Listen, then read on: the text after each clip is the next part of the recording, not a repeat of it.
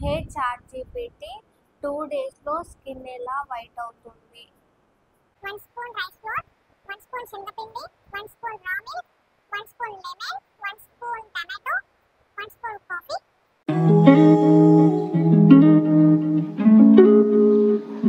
Good morning. Shit, అసలు గ్లోనే రాలేదు. ఎందుకంటే హోమ్ రెమెడీస్ వల్ల వచ్చిన గ్లో అనేది హాఫ్ డేనో 1 డేనో ఉంటుంది అంతే.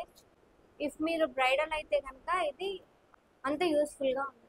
సో దట్ మీరు స్కిన్ కేర్ స్టార్ట్ చేయండి, అది కూడా 1 month బిఫోర్ నుండి.